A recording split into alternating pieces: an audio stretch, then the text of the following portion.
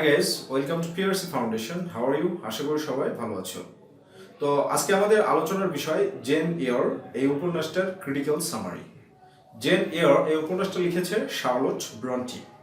সর্বপ্রথম আমরা Charlotte ব্রন্টির life ডিউরেশনটা জেনে নিই, কারণ লাইফ ডিউরেশন খুব ইম্পর্টেন্ট একটা ব্যাপার। যে কোনো প্রশ্ন লেখার জন্য লাইফ ডিউরেশনটাকে তোলা হলে ওটা এক্সট্রা আউটপুট হিসাবে গণ্য করা হয়। তো শার্লট ব্রন্টির লাইফ ডিউরেশন হচ্ছে ফ্রম 1816 টু 1855, অর্থাৎ 1816 সাল থেকে 1855 সাল পর্যন্ত। জেন এয়র এই উপন্যাসটা সামারিটাকে ভালোভাবে বোঝার জন্য আমাদের যেটা করতে হবে সেটা হচ্ছে এর সেটিংগুলো আবার সুন্দরভাবে আমাদের ক্যাপচার নিতে হবে, অর্থাৎ প্লটগুলো, স্টোরিটা কোথায় কোথায় ঘটেছে। তো জেন এয়র এই উপন্যাসের মূলত 4টা সেটিং ব্যবহার করা হয়েছে। ফার্স্ট সেটিং যেখানে দেখানো হয়েছে সেটা হচ্ছে গেটস হেড হল। এটা হচ্ছে ফার্স্ট সেটিং, যেটা হচ্ছে জেন এয়রের আঙ্কেলের বাসা, ঠিক আছে, ম্যাটার্নাল আঙ্কেলের বাসা। সেকেন্ড সেটিং যেটা সেটা হচ্ছে, আর এই ম্যাটার্নাল আঙ্কেলের বাসাতে জেনার ট্রমাটিক চাইল্ডহুড তার কেটেছিল, ঠিক আছে, তার আতঙ্কিত যে একটা চাইল্ডহুড সেটা কেটেছিল। সেকেন্ড সেটিং যেটা সেটা হচ্ছে লোড স্কুল। এই লোড স্কুলে জেন আয়ার তার শিক্ষা জীবন এবং শিক্ষিকা হিসাবে 2 বছর এখানে সে কাজ করেছিল। থার্ড নম্বর সেটিং যেটা সেটা হচ্ছে থর্নফিল্ড থর্নফিল্ড হচ্ছে একটা বাড়ির নাম, আর ম্যানর হচ্ছে ওই গ্রাম বা কান্ট্রি সাইডের নাম, যেখানে এই উপন্যাসটার অধিকাংশ প্লট এবং রোমান্টিক প্লটগুলো এখানে সংগঠিত হয়েছে। এবং ফোর্থ নাম্বার যেটা হচ্ছে সেটা হচ্ছে মুর হাউস নিয়ার দ্য টাউন মার্টন শহরের কাছে মুর হাউস বলে একটা হাউস ছিল, এখানে ফোর্থ এটার সেটিং হিসাবে নভেলে দেখানো হয়েছে। তো উপন্যাসটার ইন্ট্রোডাকশনে যেটা আছে সেটা হচ্ছে এটা যে 19th সেঞ্চুরির যত অরফ্যান ছিল তাদের সবার মতোই জেন আয়ারের অবস্থা ছিল, কারণ সে এতিম ছিল আর তার বয়স ছিল 10 বছর। তার গার্ডিয়ানশিপ ছিল হচ্ছে তার আঙ্কেল মিস্টার রিডের উপরে। তো মিস্টার রিড অসুস্থ হয়ে গিয়েছিল এবং তাকে অসুস্থ যখন হয়ে যায় তাকে তখন রেড রুম নামে একটা জায়গাতে রাখা হয় এবং সেখান থেকে টেক কেয়ার করা হয়। তো মিস্টার রিড মৃত্যুর পূর্বে তার ওয়াইফ মিসেস রিডের কাছ থেকে একটা প্রতিশ্রুতি নিয়েছিল যে আমার মারা যাওয়ার পরে জেন এয়ারকে তোমরা খুব ভালোভাবে দেখভাল করবে। মিসেস রিড সেই প্রতিশ্রুতি দিয়েছিল, কিন্তু যখন মিস্টার রিড মারা যায় তখন মিসেস রিড তার সকল প্রতিশ্রুতি ভঙ্গ করে এবং জেন এয়ারের উপরে ব্যাপক পরিমাণে অত্যাচার চালায়। এবং এই অত্যাচার চালানোর জন্য সে তার সন্তান জন রিডকে জেন এয়ারের পিছনে লেলিয়ে দেয় এবং তার বাড়ির যে চাকর তাকেও লেলিয়ে দেয়, এবং চাকরও সার্ভেন্টও বারবার জেন এয়ারকে স্মরণ করিয়ে দিতে থাকে যে তুমি একজন গরিব ওয়ার্থলেস একটা গার্ল, তোমার কোনো যোগ্যতা নেই, তুমি একটা ওয়ার্থলেস, ঠিক আছে। তো এই অবস্থা যখন চলছিল সে সহ্য করতে করতে একদিন রিয়্যাক্ট করে বসলো। যখনই জেন এয়ার রিয়্যাক্ট করলো তখন তাকে শাস্তি স্বরূপ তার আঙ্কেল যে রুমটায় মারা গিয়েছিল রেড রুম, সেই রেড রুমে জেন এয়ারকে এই মিসেস রিড বন্দি করে দিল। এবং এই রেড রুমে জেন এয়ারের ব্যাপক পরিমাণে ভীতিকর একটা সময় কাটে। সে এরকম ভাবতে থাকে যে তার আঙ্কেলের গোস্ট বা আত্মাটা এসে তাকে হয়তো ক্ষতি করবে বা আঘাত করবে, অর্থাৎ তার একটা কি বলে, এটা খুব আতঙ্কিত একটা বিষয় ছিল। তো এই আতঙ্কিত এই বিষয়টা থেকে বের হয়ে সে আসতে পারছিল না। তো ইভেনচুয়ালি ফরচুনেটলি বলতে পারি আমরা যে মিসেস রিড এটা ভাবলো যে এই মেয়েটাকে এই বাসায় আর রাখা ঠিক হবে না, যার কারণে একে কি করা হলো যে একটা বোর্ডিং স্কুলে পাঠিয়ে দেওয়া হলো। আর সেই স্কুলটার নামই হচ্ছে লোর্ড স্কুল। এই লোর্ড স্কুলটা হচ্ছে এতিম অরফ্যান্সের জন্য এই স্কুলে যারা ছিল তারা সাধারণত অরফ্যান্স ছিল, তারা এখানে লেখাপড়া করতো, ঠিক আছে। এটা একটা রিলিজিয়াস স্কুল। তো লোর্ড স্কুলে যখন জেন এয়ারকে পাঠানো হয় সেখানে গিয়ে তার অভিজ্ঞতাটা আবার ফার্স্ট এক্সপেরিয়েন্স যেটা সেটা খুব ট্রমাটিক ছিল। কেন আতঙ্কিত ছিল? কারণ স্কুলের যে ম্যানেজার ছিল সেই ম্যানেজারের নাম হচ্ছে মিস্টার ব্রকলি হার্টস। এই মিস্টার ব্রকলি হার্টস হচ্ছে একটা অগার, একটা জায়ান্ট, একটা রাক্ষস। সে একটা করাপ্টেড পারসন, কারণ সে তার যে এখানে যে স্টুডেন্টস আছে তাদেরকে সে ভালো কাপড় চোপড় দিত না, ভালোভাবে খেতে দিত না, এরকম একটা কি বলে দৈন্যতার মধ্যে স্কুলটা চালাতো। কিন্তু স্কুলের যে সুপারিনটেন্ডেন্ট ছিল মিস টেম্পল, সে খুব অ্যাফেকশনেট এবং চমৎকার একজন সিম্প্যাথেটিক লেডি ছিল, যে স্টুডেন্টের খুব ভালো টেক কেয়ার করতো। এবং জেন এয়ার এই মিস টেম্পলকে পেয়ে এবং আরো একজন বন্ধু পেল যার নাম হচ্ছে হেলেন বার্নস, এই হেলেন বার্নস আর মিস টেম্পলকে পেয়ে সে তার শিক্ষা জীবনে কনসেন্ট্রেট করতে পারলো, মনোযোগ দিতে পারলো, এবং সেই মনোযোগ স্বরূপ সে ভিক্টোরিয়ান পিরিয়ডে মহিলাদের শিক্ষা বলতে যা কিছু বোঝায় সেগুলো চমৎকারভাবে অর্জন করতে থাকলো। মেয়েদের শিক্ষা বলতে ভিক্টোরিয়ান পিরিয়ডে মূলত যেগুলোকে বোঝানো হয় সেটা হচ্ছে ফ্রেঞ্চ ল্যাঙ্গুয়েজটা শেখা, ড্রয়িং শেখা, সিঙ্গিং শেখা, এগুলোকে বোঝানো হয়। ঠিক আছে, তো জেন এয়ার, হেলেন বার্নস এবং মিস টেম্পলের সান্নিধ্যে এগুলো চমৎকারভাবে শিখছিল। কিন্তু দুঃখজনক ব্যাপার হচ্ছে হঠাৎ করে এই লোর্ড স্কুলে টাইফাস নামে একটা সাংঘাতিক জ্বর মহামারী আকারে ছড়িয়ে পড়লো এবং সবাই এখানে আক্রান্ত হলো। তার যে বান্ধবী হেলেন বার্নস এও আক্রান্ত হলো এবং হেলেন বার্নসের মৃত্যু হয়ে যায়। কিন্তু এখানে বিষয় হচ্ছে হেলেন বার্নসের মৃত্যু টাইফাস থেকে হয়নি, বরং হেলেন বার্নসের মৃত্যুটা হয়েছে কনসামশন বা টিউবারকুলোসিস অর্থাৎ যক্ষা রোগ থেকে। হেলেন বার্নস যখন মৃত্যুবরণ করে তখন জেন এয়ার ব্যাপকভাবে দুঃখ পেয়েছিল এবং 16 বছর বয়স পর্যন্ত জেন এয়ার লোর্ড স্কুলে পড়াশোনা করার পরে তার শিক্ষকতা করার সুযোগ মিলে। 16 থেকে 18 বছর বয়স পর্যন্ত জেন এয়ার লোর্ড স্কুলে শিক্ষকতা করে। ঠিক আছে, কিন্তু যখন জেন এয়ারের বয়স 18 বছর তখন মিস টেম্পল এ তো অবিবাহিত ছিল, বিয়ে করার জন্য সে সামাজিক জীবনে ফিরে যেতে চাইলো এবং সে চলে গেল। তখন মিস টেম্পল যখন চলে গেল লোর্ড স্কুল ছেড়ে, তখন জেন এয়ারের মধ্যে ওয়ান্ডার লাস্ট, এই ওয়ান্ডার WANDERLUST, ওয়ান্ডার লাস্ট প্রবণতা আসলে। ওয়ান্ডার লাস্ট শব্দটার অর্থ হচ্ছে ভ্রমণের প্রবণতা, এবং এই প্রবণতা থেকেই সে থর্নফিল্ড ম্যানরের এই একটা বাসায় থর্নফিল্ডে একটা গভর্নেন্স হিসেবে একটা চাকরি নিয়ে সে থর্নফিল্ডে চলে গেল এবং সে এটা ভেবেছিল যে থর্নফিল্ডের এই বাড়ির যে ওনার সে হচ্ছে মিসেস ফেয়ারফ্যাক্স, কিন্তু মিসেস ফেয়ারফক্স এই বাড়ির অরিজিনাল মালিক ছিল না। ঠিক আছে, তো গভর্নেন্স হিসাবে তার যে চাকরি ছিল, এই চাকরিতে তার দায়িত্ব ছিল সে একটা বাচ্চা মেয়ে যার নাম অ্যাডেল ভ্যারেন্স, সে অ্যাডেল ভ্যারেন্সকে লেখাপড়া শেখাবে। থর্নফিল্ডের সবকিছুই জেন এয়ারের কাছে চমৎকার ছিল, শুধু থর্নফিল্ডের 3rd ফ্লোরটা তার কাছে আতঙ্কিত ছিল। থর্নফিল্ডের এই 3rd ফ্লোরে একজন নার্স বা সার্ভেন্ট রাখা হয়েছিল যা নিষ্ঠুর প্রকৃতির, যার নাম হচ্ছে গ্রেস ফোল। গ্রেস ফোল এই সার্ভেন্ট এবং 3rd ফ্লোর থেকে থর্নফিল্ডের ব্যাপক পরিমাণে অট্টহাসি, আতঙ্কিত হাসি ভেসে আসতো, যেগুলো জেন এয়ারকে তার শৈশবের কথা স্মরণ করিয়ে দিত এবং সে আতঙ্কিত হতো। তো সে চেষ্টা করছিল যে 3rd ফ্লোরে কি মিস্ট্রি আছে, কি রহস্য আছে সেটা আবিষ্কার করার জন্য। যাই হোক, তো এইভাবে মিসেস ফেয়ারফক্সের সাথে জেন এয়ারের একটা ভালো সম্পর্ক ছিল এবং অ্যাডেল ভ্যারেন্সকে সে চমৎকারভাবে পড়াশোনা শেখাচ্ছিল। তো একদিন সন্ধ্যার সময় জেন এয়ার হাঁটার জন্য বাইরে বের হয় এবং বাইরে বের হয়ে দেখে যে একজন ব্যক্তি তার ঘোড়া থেকে স্লিপ কেটে, মানে তার ঘোড়াটা স্লিপ কেটে পড়ে যায়, তাই সে পড়ে গিয়েছে। আর এই ব্যক্তিটার নাম হচ্ছে এডওয়ার্ড রোচেস্টার। এই হচ্ছে স্টেরিওটিপিক্যাল বায়োনিক হিরো, এই উপন্যাসের একটা hero, Byronic hero, stereotypical Byronic hero হিসাবে দেখিয়েছে। কিন্তু স্টেরিওটিপিক্যাল বায়োনিক হিরো হিসাবে দেখালেও এডওয়ার্ড রোচেস্টারের আউটার অ্যাপিয়ারেন্স বা ওর হ্যান্ডসাম লুকিংটা ছিল না। বাদ বাকি সকল বায়োনিক হিরোদের ট্রেডস এডওয়ার্ড রোচেস্টারের মধ্যে ছিল। আর জেন এয়ার তার হ্যান্ডসাম লুকিংটাকে পছন্দ করতো না, মানে অপছন্দ করেনি, তার সব কিছুকেই সে পছন্দ করেছে। প্রথম দর্শনেই তাদের মধ্যে বন্ধুত্ব হয় এবং বাই দ্য ওয়ে জেন এয়ার জানতে পারে যে এডওয়ার্ড রোচেস্টারই হচ্ছে থর্নফিল্ডের প্রকৃত মালিক, এবং এটাও জানতে পারে যে অ্যাডেল ভ্যারেন্স হচ্ছে এডওয়ার্ড রোচেস্টারের শুধু গার্ডিয়ান। এডওয়ার্ড রোচেস্টার অ্যাডেল ভ্যারেন্সের শুধু গার্ডিয়ান, আর এটা হচ্ছে তার একটা মিস্ট্রেসের কন্যা, সে তার পিতা না। তো যাই হোক, জেন এয়ার এবং এডওয়ার্ড রোচেস্টার এদের দুজনের মধ্যে আন্তরিকতা যত দিন যায় বাড়তেই থাকে, যত দিন যায় বাড়তেই থাকে। তো এই যে এভাবে দিন যাচ্ছে বাড়ছে, তো একদিন এডওয়ার্ড রোচেস্টার সন্ধ্যার সময় তার ঘরে ঘুমাচ্ছিল।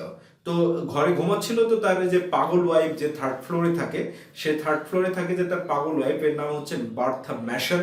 বার্থা ম্যাশন এসে তার কাপড়ে, মানে তার কার্টেনে এবং বেড ক্লথে আগুন লাগিয়ে দেয়। ঠিক আছে, তো আগুন লাগিয়ে দেয়। তো এই সময় জেন এয়ার এটা দেখে এডওয়ার্ড রোচেস্টারকে উদ্ধার করে এবং এ থেকে এডওয়ার্ড রোচেস্টার জেন আয়ারের উপরে সকল ক্রাইসিসে ডিপেন্ডেন্ট হয়ে পড়ে। তো সিচুয়েশন খুব চমৎকারভাবে যাচ্ছিল, কিন্তু এডওয়ার্ড রোচেস্টার একটা লং উইক মানে এক সপ্তাহ ধরে তার বাড়িতে একটা পার্টি করার জন্য সে তার ধনী বন্ধুদেরকে দাওয়াত দিল এবং সে সবাইকে নিয়ে আসলো, নিয়ে এসে এখানে একটা lady character, beautiful lady character যার নাম হচ্ছে ব্ল্যাঞ্চ ইনগ্রাম, ব্ল্যাঞ্চ ইনগ্রাম নামে একটা মহিলা, যাকে এডওয়ার্ড রোচেস্টার জেন এয়ারের সামনে ওর সাথে ফ্লার্ট করতো, ওর সাথে হেসে খেলে কথা বলতো, প্রেমের ভূমিতা করতো। এইটা এই জেন এয়ারের সহ্য হতো না। তো জেন এয়ারের কেন সহ্য হতো না, এটাকে জাস্টিফিকেশন করার জন্য এডওয়ার্ড রোচেস্টার এখানে একটা ট্রিক করেছিল। সহ্য না হওয়ার পিছনে কারণ ছিল জেন এয়ার এডওয়ার্ড রোচেস্টারকে ব্যাপকভাবে ভালোবাসতো এবং তার উপরে দুর্বল হয়ে পড়েছিল। এটাকে আমরা বোথ সাইডেড লাভ বলতে পারি, ঠিক আছে? তো এগুলো সহ্য করতে পারছিল না। তো জেন এয়ার চাচ্ছিল এখান থেকে সে বের হয়ে আসবে, কিন্তু সে বের হতে পারছিল না। তো হঠাৎ করে তার কাছে একটা মেসেজ আসে যে তার আন্টি মিসেস রিডস ব্যাপকভাবে অসুস্থ, তাকে শুধু এই অসুস্থ শয্যাশয়ী অবস্থায় শুধু জেন এয়ারেরই নাম জপ করছে। তখন জেন এয়ার মিসেস রিডকে দেখভাল করার জন্য তার সেই গেটস হেড হল এখানে চলে আসলো এবং এসে তার অতীতের সমস্ত অপরাধ ক্ষমা করে দিয়ে তার সেবা যত্ন করে সে আবার থর্নফিল্ড ম্যানরে ফিরে গেল। এবার থর্নফিল্ড ম্যানরে ফিরে গিয়ে জেন এয়ার থার্ড ফ্লোরের মিস্ট্রিটা আবিষ্কার করতে চেষ্টা করলো এবং দেখলো এডওয়ার্ড রোচেস্টারের বন্ধুরা বাড়ি ছেড়ে চলে গেছে, কিন্তু সে আবিষ্কার করতে পারছিল না। তো এডওয়ার্ড রোচেস্টার জেন এয়ারের সাথে রোমান্টিক সম্পর্কের চরম পর্যায়ে পৌঁছানোর পরে দুইজন, এডওয়ার্ড রোচেস্টার জেনকে যখন প্রপোজ করে বিয়ে করার, তখন জেন উইদাউট এনি হেজিটেশন, কোনো রকমের হেজিটেশন ছাড়াই বিয়েতে তার মতামত দিয়ে দেয় এবং তারা বিয়ে করতে চার্চে চলে যায়। কিন্তু চার্চে বিয়ে করতে চলে যাওয়ার পরে একজন জেন এয়ারকে ইনফরমেশন দেয় যে এডওয়ার্ড রোচেস্টার অলরেডি একটা ম্যারিড ম্যান, তার ওয়াইফ আছে। তো এটা শুনে জেনের তো ব্যাপক দুঃখ হয়, কষ্ট হয় যে বিয়ে করতে এসে এরকম নিউজ শুনতে পাওয়া, এটা তো ব্যাপক একটা কষ্টের ব্যাপার। তখন এডওয়ার্ড রোচেস্টারকে জেন বলে যে আসলে তুমি আমার সাথে এমনটা কেন করলে, এটা তো এক্সপেক্ট করিনি। তখন এডওয়ার্ড রোচেস্টার বলে যে আমি যখন জ্যামাইকাতে ছিলাম আজ থেকে 15 বছর আগে, তখন আমার পিতা আমাকে জোর করে একটা ইনসেন্ট লেডির সাথে টাকার লোভে বিয়ে দিয়েছিল, এই বার্থা ম্যাশন। এবং বিয়ের পরে জানা যায় যে বার্থা ম্যাশনের এই যে ইনস্যানিটি, এটা হচ্ছে ফ্যামিলিয়াল রোগ। আর এটা থেকে মুক্তি পাওয়ার জন্য আমি বার্থার সাথে কখনো সংসার করতে পারিনি, যার কারণে ইউরোপের বিভিন্ন কান্ট্রিতে আমি ঘুরে বেরিয়েছি দীর্ঘ 10 বছর। 10 বছর ঘুরে বেরিয়ে যেখানেই গেছি সেখানে মিস্ট্রেস, সেখানে মহিলাদের সাথে মিশেছি এবং অ্যাডেল ভ্যালেন্স হচ্ছে আমার ওয়ান অফ দ্য মিস্ট্রেসেস ডটার। এইভাবে আমি আবার থর্নফিল্ডে ফিরে আসি, এসেই তোমার সাথে সাক্ষাৎ এবং আমি প্রকৃত ভার্সনকে পেয়েছি, তাই বিয়ে করতে চাই, তুমি আমাকে ভুল বুঝো না। তো জেন কনভিন্সড হয়ে যায়, কিন্তু কন্ডিশন হচ্ছে জেনের যে বার্থাকে রাখা যাবে না, তাকে ডিভোর্স করে বিয়ে করতে হবে। কিন্তু এডওয়ার্ড রোচেস্টার বার্থাকে ডিভোর্স করতে পারছে না। কারণ কি? কারণ হচ্ছে ভিক্টোরিয়ান পিরিয়ডে ডিভোর্সের জন্য ফর্মালিটিটা খুব স্ট্রিক্ট ছিল এবং আরেকটা ব্যাপার হচ্ছে ডিভোর্সের জন্য দুই পক্ষের সজ্ঞানতা দরকার, সুস্থতা দরকার। তো বার্থা ম্যাশনের সুস্থতা ছিল না, যার কারণে এডওয়ার্ড রোচেস্টার তাকে ডিভোর্স দিতে পারছিল না। এরপরে এডওয়ার্ড রোচেস্টার এর কারণে বললো যে এবার দেখো ওই থার্ড ফ্লোরে আসলে কে থাকে জানো, আমার ওই বার্থা ম্যাশন থাকে, ওই একটা পাগল, আর ওকে দেখভাল করার জন্যই আমি একটা নার্স নিয়োগ করে রেখেছি, এরকম উন্মাদ একটা জিন্দেগি যাপন করছি। এটা থার্ড ফ্লোরের যে মিস্ট্রি সেটা আবিষ্কার এখানে হয়ে গেল। তো এডওয়ার্ড রোচেস্টার বলে যে আমরা বিয়ে করতে যেহেতু পারছি না, তাহলে চলো আমরা ফ্রান্সে চলে যাই এবং সেখানে গিয়ে লিভ টুগেদার হাজব্যান্ড ওয়াইফের মতো থাকি, তাহলে আমাদেরকে কেউ দেখতে পাবে না, কেউ ধরতে পারবে না এবং কেউ বুঝতে পারবে না। ওকে, এরকম ভাবে এডওয়ার্ড রোচেস্টার যখন জেনকে অফার করলো, তখন জেন তার মিস্ট্রেস হতে চায়নি, সে তো ওয়াইফ হতে চেয়েছিল এবং সে ব্যাপকভাবে মানসিক দ্বিধাদ্বন্দ্বে দোটানায় পড়ে গিয়েছিল এবং এর ফলশ্রুতিতে একদিন সে থর্নফিল্ড ছেড়ে রিক্ত হস্তে শূন্য হাতে বের হয়ে চলে আসে এবং তাকে রাস্তাতে অনাহার, তারপরে বিভিন্ন ধরনের সাফারিংস এগুলো সহ্য করতে হয়, তার মৃতপ্রায় অবস্থা তৈরি হয়ে গিয়েছিল। এই অবস্থাতে তাকে একটা ফ্যামিলি বাঁচায়, আর সেই ফ্যামিলিটার নাম হচ্ছে রিভার্স ফ্যামিলি। এই রিভার্স ফ্যামিলি মুর হাউসে বাস করতো নিয়ার টাউন মার্টন এবং সেখানে এসে দেখলো যে রিভার্স ফ্যামিলিতে 3টা সন্তান আছে। একটা হচ্ছে এসটি জন রিভার্স, যে একজন ক্লার্জিম্যান, দ্বিতীয় নম্বর হচ্ছে ম্যারি ডায়ানা। এরা সবাই জেন এয়ারের বয়সী ছিল এবং তাদের সাথে খুব ভালো একটা বন্ধুত্ব তৈরি হয়। এমনিতে মুর ফ্যামিলি একটা গরিব ফ্যামিলি, রিভার্স ফ্যামিলি একটা গরিব ফ্যামিলি, আবার জেন এয়ারের হাতেও কোনো টাকা পয়সা নেই, তার কাছে কোনো চাকরি নেই। তেমতো অবস্থায় তাদের জীবনটা খুব দুর্বিষহে ভরে উঠেছিল। তখন এসটি জন রিভার্স জেনকে স্থানীয় একটা স্কুলে শিক্ষকতা করার জন্য চাকরি ব্যবস্থা করে দেয় এবং চাকরি ব্যবস্থা করে দেওয়ার পরে যখন জেনের আঙ্কেল ছিল জন এয়ার নামে একজন ব্যক্তি, ও মারা যায় এবং জেনের জন্য 20,000 পাউন্ডের একটা বিশাল অ্যামাউন্ট তার জন্য রেখে যায়। এটা জেন জানতে পেরে এই রিভার্স ফ্যামিলির সকল পরিবারের সাথে তাদের বিহেভিয়ার এত চমৎকার ছিল যে তারা তার কাজিনে পরিণত হয়েছিল এবং তাদের সাথে তার সম্পদকে ভাগাভাগি করে এবং তাদের এই প্রপার্টি থেকে তাদেরকে বের করে নিয়ে আসে। কিন্তু এসটি জনস রিভার্স জেনের উপরে এখানে আকৃষ্ট হয়ে যায় এবং দুর্বল হয়ে যায় এবং জেনকে বলে যে আমি তোমাকে বিয়ে করতে চাই, আর আমি হিন্দুস্তানি অর্থাৎ হিন্দি ল্যাঙ্গুয়েজ শিখছি, এখান থেকে ইংল্যান্ড থেকে আমরা ইন্ডিয়াতে রিলিজিয়াস টুয়ারে যাব, সেখানে আমাদের লাইফ চমৎকারভাবে কেটে যাবে। তো জেন এই লাইফের প্রতি খুব আকৃষ্ট ছিল, কিন্তু সে হৃদয় থেকে একটা জিনিস ফিল করলো যে সে এসটি জন রিভার্সকে কখনো ভালোবাসেনি, যার কারণে তার বিয়েতে রাজি হচ্ছিল না এবং সে এসটি জন রিভার্সকে বলল যে আমি তোমার সাথে ওয়াইফ হিসাবে যাব না, তবে কো ওয়ার্কার হিসাবে আমরা যেতে পারি, ঠিক আছে। তো এসটি জন রিভার্স এটা মেনে নিচ্ছিল না, আর এসটি জন রিভার্সও বিশুদ্ধ পুরুষ ছিল না, কারণ সে অন্য মেয়েকে ভালোবাসতো। তো এসটি জনস জেনের উপরে প্রেশার ক্রিয়েট করতো, আর জেনও এই বিষয় থেকে মুক্তি পেতে চেত। তো যখন জেন মুর ফ্যামিলিতে মানে মুর হাউসে ছিল, তখন এখানে সে একটা ছদ্মবেশী নাম বা ক্যামোফ্লেজ বা ডিসগাইজ নেম নিয়েছিল, আর সেই নামটা হচ্ছে জেন ইলিয়ট। আর এই নামটা নেওয়ার পিছনে কারণ হচ্ছে এডওয়ার্ড রোচেস্টার যেন জেন এয়ারকে খুঁজে না পায়, এই কারণে জেন ইলিয়ট নামে একটা ছদ্মবেশ নামে এখানে বসবাস করতো। তো জেন এরকম আবার মানসিক বিপদগ্রস্ত অবস্থায় পড়ে যায়। একদিন রাত্রিতে সে হঠাৎ করে স্বপ্ন দেখে যে এডওয়ার্ড রোচেস্টার তাকে আহ্বান করছে এবং তাকে বলছে যে জেন আমি খুব বিপদে আছি, আমি খুব কষ্টে আছি, তুমি আমার কাছে আসো। সে স্বপ্নের মাধ্যমে একটা দৈববাণী আকারে নিউজটা পায় এবং সে পরের দিন সকালবেলায় আবার কোনো রকমের কোনো দেরি না করে সে থর্নফিল্ড ম্যানরের উদ্দেশ্যে বের হয়ে পড়ে এবং থর্নফিল্ড ম্যানরে গিয়ে দেখে যে এডওয়ার্ড রোচেস্টার তার ডান চোখের আলো হারিয়ে ফেলেছে, তার ডান চোখ কানা হয়ে গেছে, তার শরীর পুড়ে গেছে, তার ফিজিক্যাল কন্ডিশন খুব খারাপ। তখন জেন এয়ার এডওয়ার্ড রোচেস্টারকে জিজ্ঞেস করলো যে আসলে এই বিষয়গুলো কেন হলো। তখন এডওয়ার্ড রোচেস্টার বলল যে একদিন বার্থা ম্যাশন পুরো বাড়িটাতে আগুন লাগিয়ে দেয় এবং এই আগুন লাগিয়ে দেওয়ার ফলে আমি তাকে বাঁচাতে গিয়ে এই অবস্থা ঘটে এবং সে নিজে সুইসাইড করে ফেলে। খুব দুর্বিষহ অবস্থা আমার যাচ্ছে, আর আমি তোমাকে কোথায় না খুঁজেছি, সব জায়গায় খুঁজেছি, কিন্তু আমি তোমাকে কোথাও খুঁজে পাইনি। তখন জেন এডওয়ার্ড রোচেস্টারকে বলল যে আমি তোমার হাউসকিপার হিসাবে তোমার সেবা করতে পারি। তখন এডওয়ার্ড রোচেস্টার বলল যে না, আমি হাউসকিপার হিসাবে তোমাকে চাই না, আমি তোমাকে ওয়াইফ হিসাবে চাই।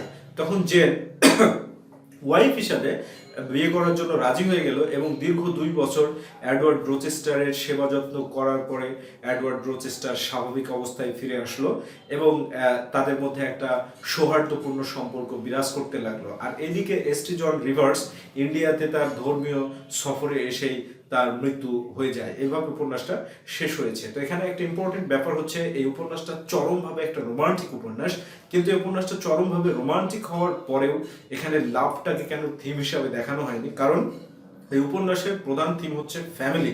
আর ফ্যামিলি যখন কোনো কিছুর থিম হয়ে যায় তখন সেখানে লাভটাকে এক্সট্রা ভাবে দেখাতে হয় না, কারণ family means love, family means misunderstanding, family means everything. এজন্য ফ্যামিলি থাকলে লাভটাকে আর এক্সট্রা ভাবে দেখাতে হয় না। So there is nothing to be confused regarding the theme of love in this novel. কোনো কিছুই নাই এখানে। বিষয়টা যেটা সেটা হচ্ছে ফ্যামিলি থাকার কারণে লাভটাকে এক্সপান্ড করে দেওয়া হয়েছে, কারণ লাভ ফ্যামিলির মধ্যে থাকে।